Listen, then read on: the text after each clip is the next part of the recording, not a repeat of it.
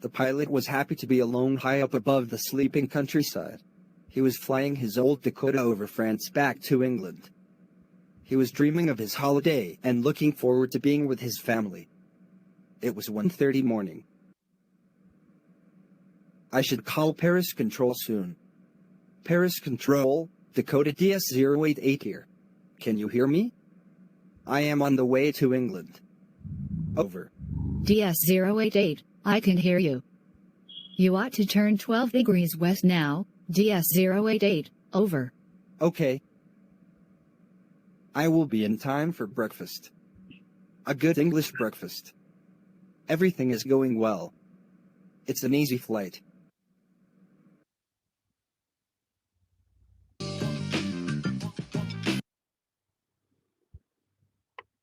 Darn!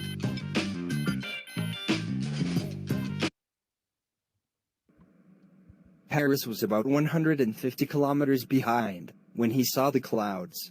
Storm clouds. They were huge. They were looking like black mountains.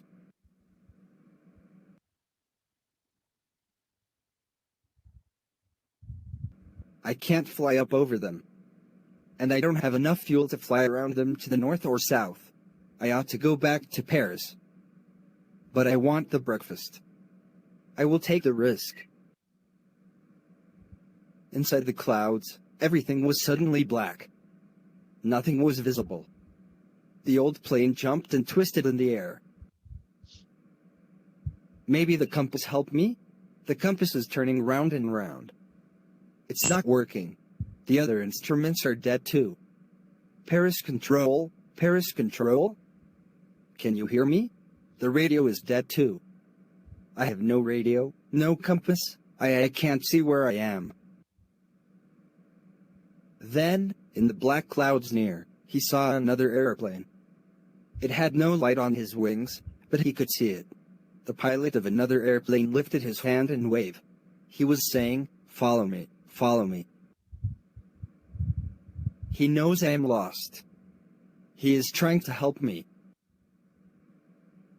The strange pilot turned his airplane to the north, in front of his Dakota, so that it would be easier for him to follow. He was happy to go behind the strange plane like an obedient child. After half an hour, the black airplane was still there. Now there was only enough fuel in the old Dakota's last tank to fly for 5 or 10 minutes more. He started to feel frightened again. But then, the black airplane began to go down, and he followed. Oh yes. I am out of the clouds. Oh. It's a runway. An airport. I am safe. Where is the black airplane? The sky is empty. He is gone. I can't see it anywhere.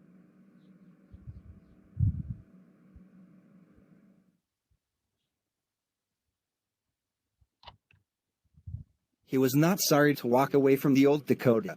He was not sorry to walk away from the old Dakota because flying through storm can be very risky. But his old Dakota brought him safely out of the storm clouds. Then he went to the control center. "Madam, can you tell? Where was I in the sky? And who was the other pilot? I wanted to say thank you."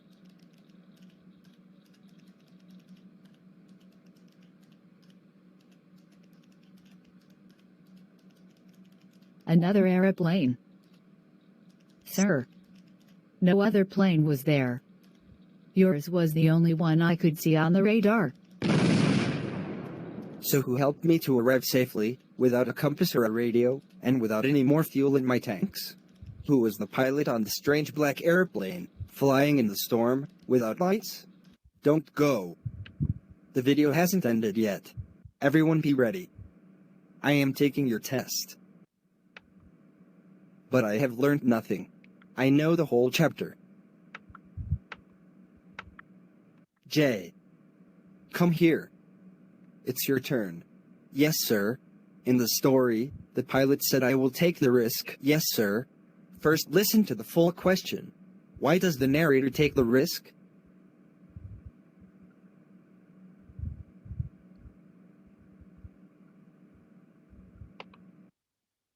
So children, you tell this answer. Why did the narrator take the risk? Why did the narrator take the risk? Who will give the answer? Aditi will give the answer. Unmute yourself, Aditi.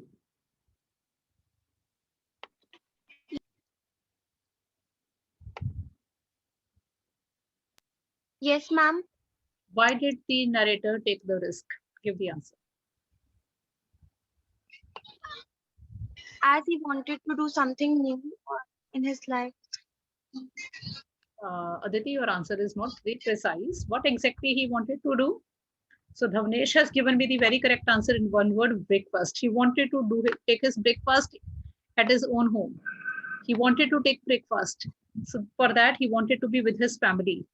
So he took the risk just to be with his family, just to be at his own home and to take that breakfast there. So he took that risk. So sometimes your simple desire, your simple, inclination towards one thing makes you do something impossible also. Okay, so this is what happened with him. Listen. Come here. Near me. I said come near me. Sorry, sir. Okay, I will come to you.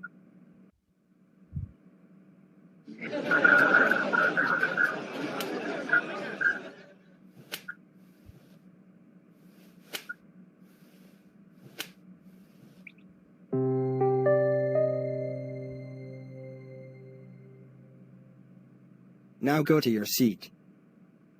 Veer. Now it's your turn. Come here. Why did the narrator take the risk? A huge storm was between the pilot and the destination. Flying through storm can be very risky, especially for small planes like Dakota. But as the pilot wanted to get home to get the breakfast, he took the risk. Very good child. Tell. Does the pilot arrive safe? Who helps him? So children, you give the answer. Does the pilot arrive safe? And the answer, yes or no. Does the pilot arrive safe? Rahul says yes. Arman says yes. So Rahul will tell me how. Who helped him then? Aditi also says yes. Okay, Aditi, your turn. Again, your turn, Aditi. Who helps him? I'm a black aeroplane. Black aeroplane helps him. But was the black aeroplane there? No, ma'am. Then who helps him?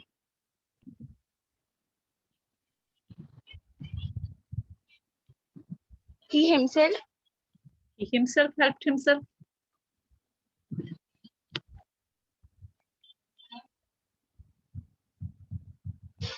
Did he help himself? Maybe. Think about it. Maybe you're right. Okay, now the same Yes, question. ma'am. Okay. So now let's ask this same question from Rahul. Rahul, yes. What do you think was that black aeroplane? Rahul, unmute yourself.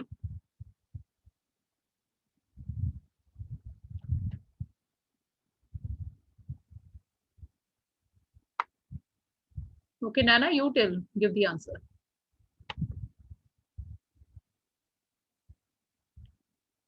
Nana, yes. What do you think was that black aeroplane?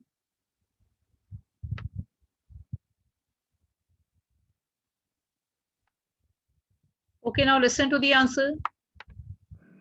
Although lost in storm, the pilot arrived safe. Actually, the chances of his survival were very thin.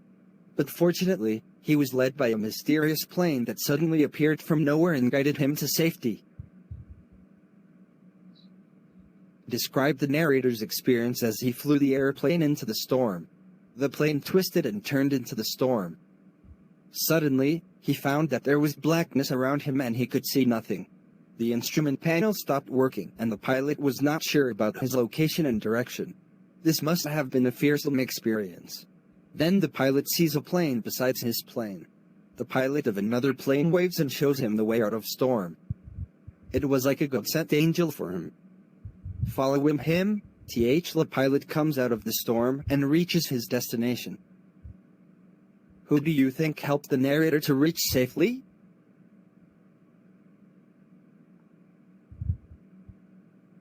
The Air Control Center had confirmed that there was no other plane flying except his plane. Probably, it was the narrator's self-confidence, which created the illusion of another plane flying nearby. Everyone, clap for Veer. So children,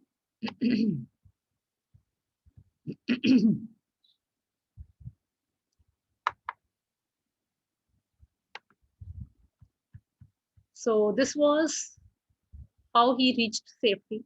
So what helped him reach safety? It was his own confidence, or you can say it was his own willpower, which helped him reach safety. So once when we are like firm, when we have decided like I'll do this, then sometimes even God sends his own angels to help us out. So then the help comes to us and we don't even know from where that help has come. So that help actually comes from somewhere. You may say like it comes from God, or but it comes only when our willpower is strong. Okay, you may say that it is your self-confidence which helps you out, or you may say it is some another power which helps you, but that helps only when you have a strong willpower to do something. Okay, God helps those who help themselves. And who help themselves? Those who have a strong willpower, determination, and inclination to work as hard as they ever can. So those who put in their 100%, the help comes from somewhere. That is for sure. So this man, he wanted to have a breakfast at his own home. He wanted to be at his own home with his own family. So that's why he did not even mind taking risk. He did not mind even flying through the clouds. He didn't mind doing anything. And in the end, when there was the real trouble, even then his desire, his willpower helped him reach out, right? So now this second part, is left. We have to do this.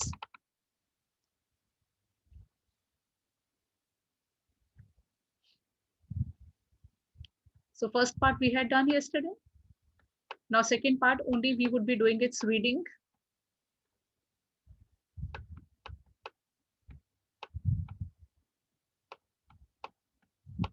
The black aeroplane.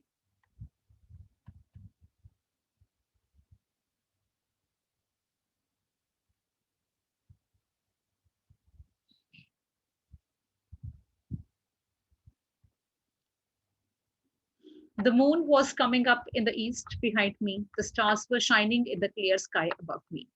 There wasn't a cloud in the sky. I was happy to be alone high up above the sleeping countryside. I was flying my old Dakota airplane over France back to England. I was dreaming of my holiday and looking forward to being with my family. I looked at my watch, 1:30 in the morning. So it was night, the whole countryside was sleeping, and the narrator felt like having a holiday, or he wanted very badly to be at his own home, to be with his family and to have a hearty breakfast with them. So he looked at his watch. It was 1:30 in the morning. It was 1:30 a.m.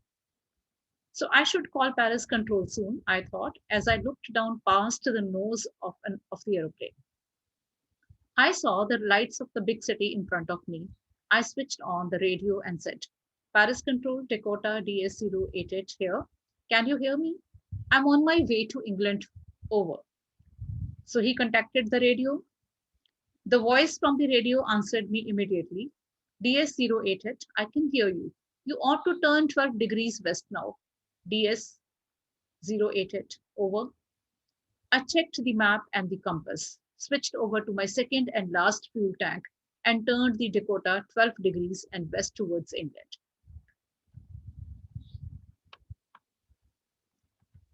I'll be in time for breakfast, I thought.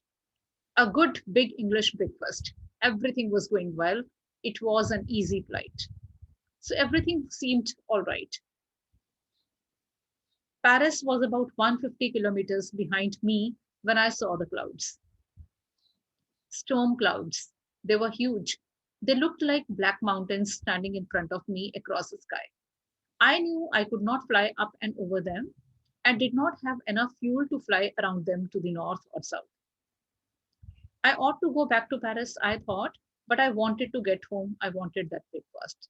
So when he went up, there he saw the black clouds storm there in front of him. Then he had an option, like he could have come back to Paris. But then he did not want to come back. He wanted to go to his own house. He wanted to go to England to have that breakfast. So the desire to have breakfast was very strong in him. Okay. So he did not go back. He did not come back. He decided to proceed. Right. I ought to go back to Paris, I thought, but I wanted to get home. I wanted that breakfast. I'll take the risk, I thought, and flew that old Dakota straight into the storm. So the urge to have breakfast at his own home, that was so strong that he did not mind taking risk. So he went straight into the storm. Inside the clouds, everything was suddenly black. It was impossible to see anything outside the aeroplane. The old aeroplane jumped and twisted in the air. So he was sitting in an old aeroplane. So that aeroplane just jumped and twisted in the air. Because of the storm, it could not be stable. I looked at the compass. I couldn't believe my eyes. The compass was turning round and round and round. It was dead. It would not work. The other instruments were suddenly dead too. I tried the radio. So all the instrument, maybe it was the compass or anything else, all instruments had stopped working. And then he tried to contact the radio. Paris control, can you hear me? There was no answer. So even he could not contact the radio also. So can you hear me? There was no answer. The radio was dead too. I had no radio, no compass, and I could not see where I was. I was lost in the storm. Then in the black clouds quite near me, I saw another aeroplane. So when he did not have any help from anywhere, then he saw another black aeroplane.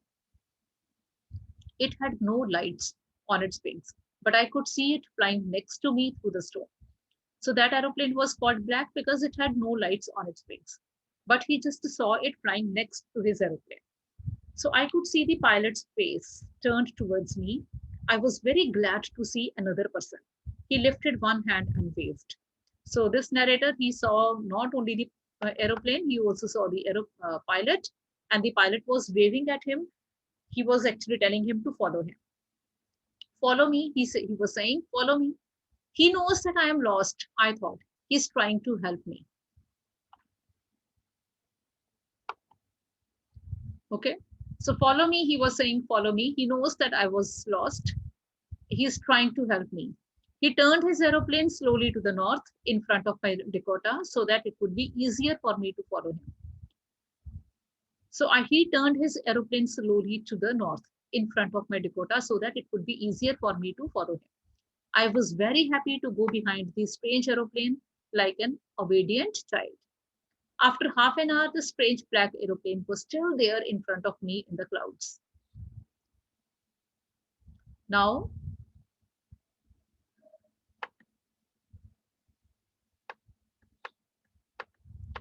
there was only enough fuel in the old Dakota's last tank to fly over 5 or 10 minutes more.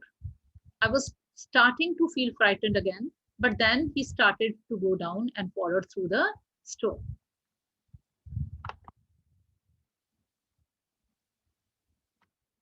Never mind, Saket, never mind.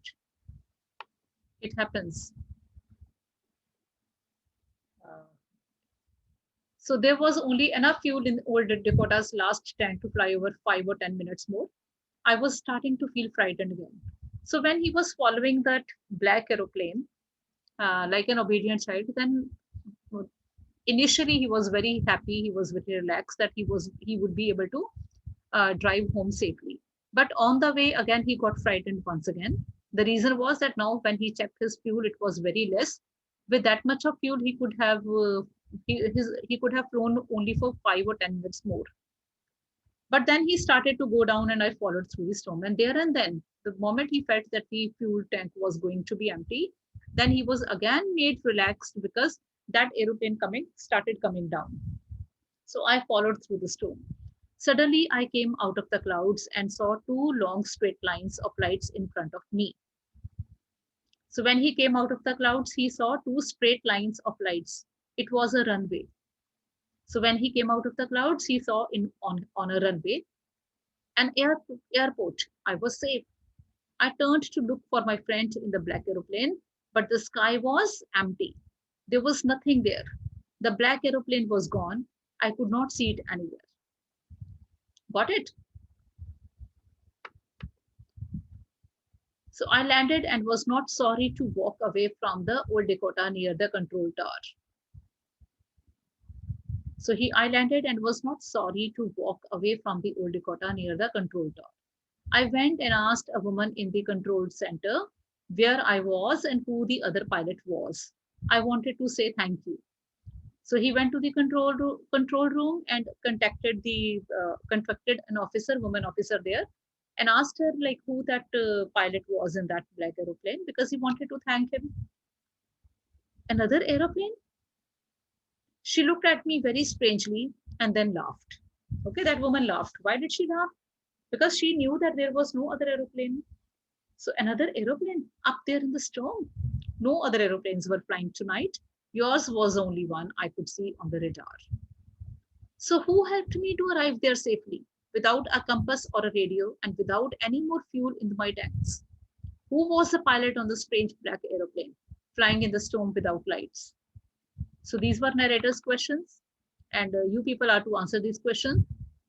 So who helped me to arrive safely without a compass or a radio? So who helped him reach safely? His own willpower. Okay, because he had a strong willpower to reach home to have that hearty breakfast with his family. So that willpower, that strong will, made him have that help, have that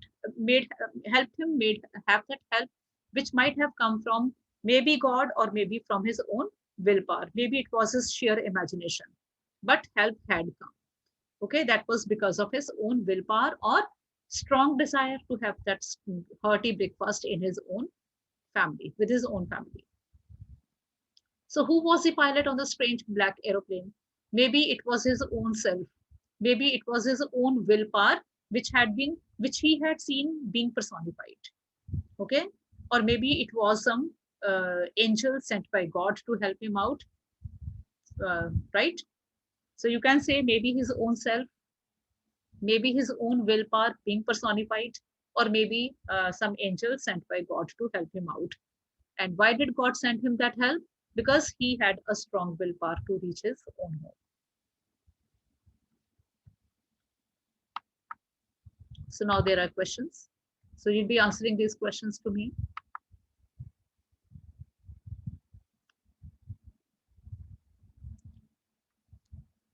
Dhavneshji, you check this question on your own. So whether it's a passenger plane or cargo plane, you check it. But otherwise, I guess the answer is clear. But even then, I'm giving it to you to find out. So all of you can verify, like, was it a passenger plane? Is Dakota a passenger plane or a cargo plane? You can find out on your own. Okay.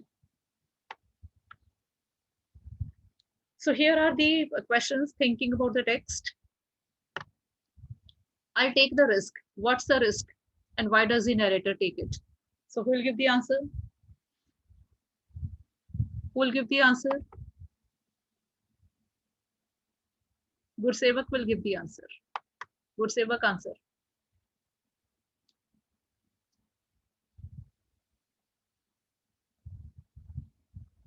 Gursevak ji, hurry up. Unmute yourself.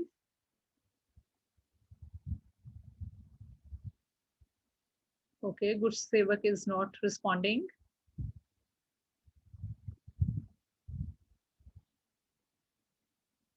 Okay, Ruhani, you give the answer.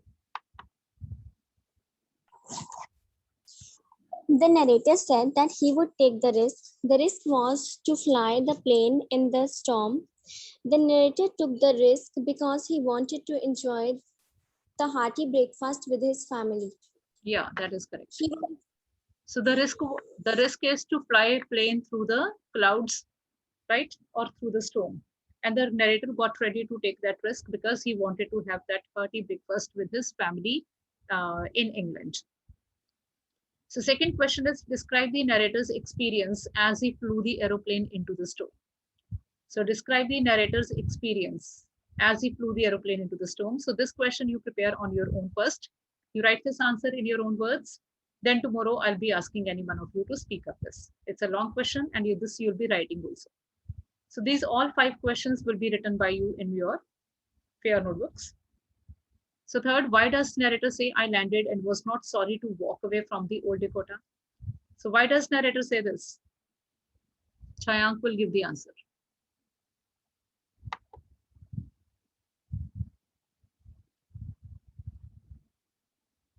Chayank.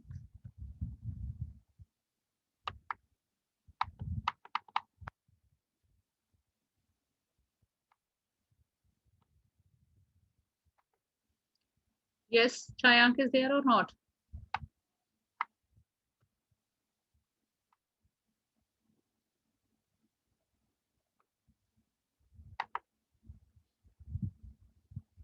Why Chayank? Okay, you had poor network. Never mind, you read the story. You read the story on your own today. Children, time is almost over. So you people can now do these questions on your own. And when there would be some doubt, tomorrow's class will be taking the doubts from any chapter you have of all the chapters which we have done. Then we'll do with one more writing skill, right?